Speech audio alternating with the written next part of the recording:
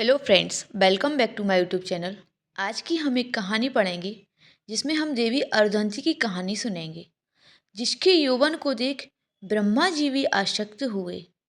सृष्टि के निर्माण के क्रम में ब्रह्मा जी ने उसे बनाया और जब वह बनकर तैयार हुई तो वह इतनी सुंदर थी, इतनी अति सुंदर थी कि उसे देखकर उसके भाई और पिता तथा बहुत सारे ऋषिगण और प्रजापति थे, वे उसके प्रति काम से मोहित होकर उसके प्रेम में पड़ गए।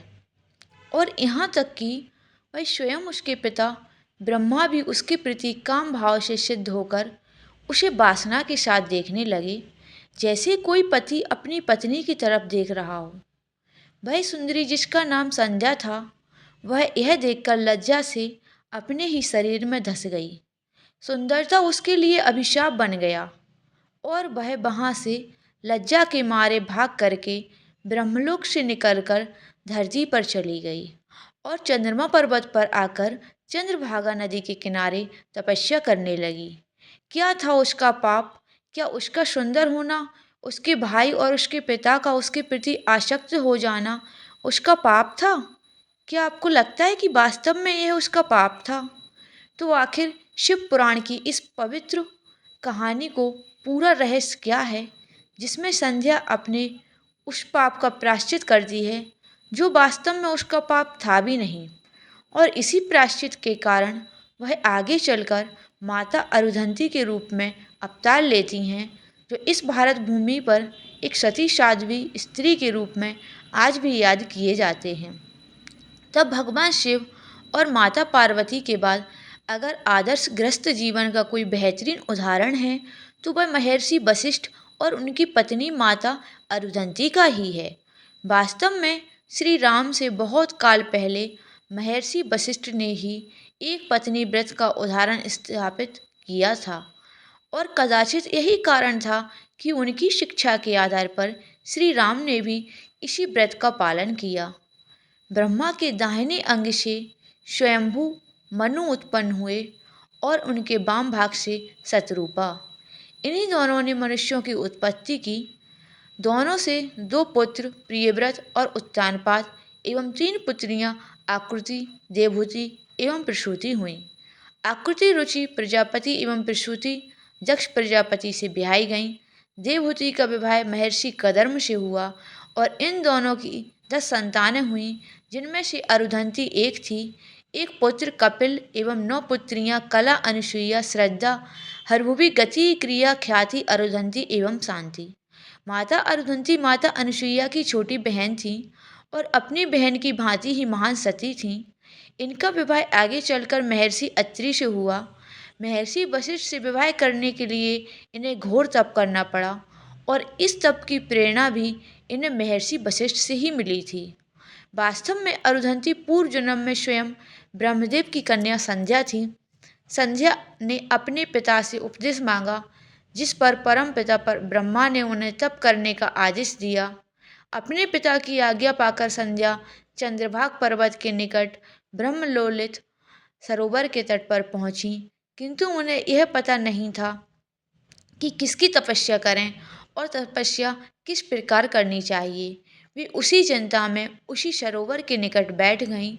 उसी समय भ्रमण करते हुए महर्षि वशिष्ठ वहाँ पहुँचे और एक कन्या को इस प्रकार बैठे देख उन्होंने उनसे उनका परिचय पूछा।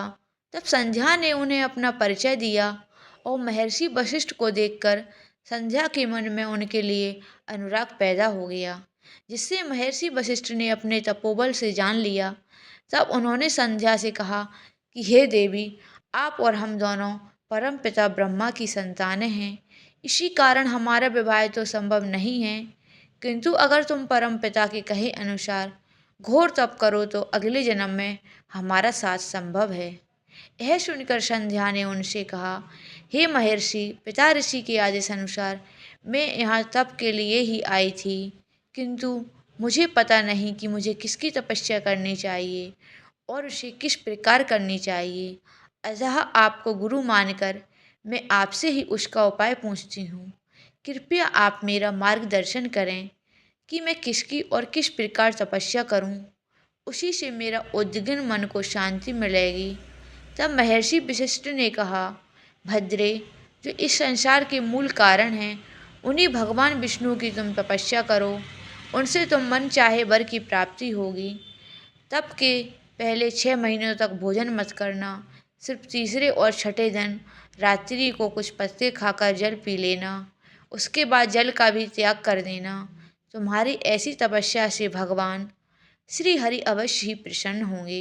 यह कहकर महर्षि वशिष्ठ वहाँ से चले गए। उनके बताए हुए विधि से संध्या भगवान नारायण की घोर तपस्या करने लगी। उन्होंने 4 युगों तक श्री हरि की घोर तपस्या की और अंततः उसके तप से प्रसन्न होकर भगवान विष्णु ने उन्हें दर्शन दिए। उन्हें अपने समक्ष देखकर संध्या अवाक रह गईं। उसमें इतनी भी शक्ति नहीं बची थी कि वह खड़े होकर उन्हें प्रणाम कर पाती। उसकी ऐसी भक्ति देखकर नारायण ने उसे स्वस्थ कर दिया और पूछा कि वो किस कारण से ऐसी घोर तपस्या कर रही थीं। तब संध्या ने उनसे 3 वर मांगे। किसी भी जीव में जन्म लेते ही काम की भावना न हो। मैंने जिसकी कामना की है वो ही मुझे पति के रूप में प्राप्त हो और मेरा पतिव्रत अखंड रहे। मेरे पति के अतिरिक्त और कहीं भी मेरी सकाम दृष्टि ना हो और उनके अतिरिक्त जो कोई भी मुझे सकाम भाव से देखे तो वह तत्काल नपुंसक हो जाए। जब श्री हरि ने प्रसन्न होकर कहा, पुत्री, तुमने उचित वरदान मांगा है। मैं तुम्हें वर देता हूँ कि अगले जन्म में तुम्हारी इच्छा के अनुसार तुम्हें पति प्राप्त होगा और तुम दोनों कल्प के अंत तक जीवित रहोगे। कोई अन्य पुरुष अगर तुम पर काम दृष्टि डालेगा तो वह तत्काल नपुंसक हो जाएगा। आज के पश्चात किसी भी जीव में जन्म लेते ही काम भावना जागृत नहीं होगी। मनुष्य की 4 अवस्थाओं में बाल, कौमार, यौवन एवं वृद्ध अवस्था में से अन्य 3 में तो काम भावना जागृत हो पाएगी, किंतु बाल अवस्था में नहीं होगी। अब तुम जाओ और चंद्रभाग पर्वत के निकट महर्षि मेघतिथि 12 वर्षों से यज्ञ कर रहे हैं, जो आज समाप्त होने वाला है। उसी यज्ञ की अग्नि में तुम अपने शरीर का त्याग करो। मेरे आशीर्वाद से तुम अग्नि की कन कन्या बन जाओगी और तुम्हें कोई देख नहीं पाएगा। यह कहकर श्री हरि ने अपने चरणों से संध्या को स्पर्श किया, जिससे वह यज्ञ के हविष्य के रूप में बदल गया और वह अदृश्य हो गई। उसके पश्चात श्री हरि अंतर्ध्यान हो गए। भगवान विष्णु की कृपा से अदृश्य होकर संध्या महर्षि मेघतिथि के यज्ञ में गई और वहाँ महर्षि वशिष्ठ को पति के रूप में पाने की कामना लेकर उन्होंने यज्ञ कुंड में अपना शरीर समर्पित कर दिया।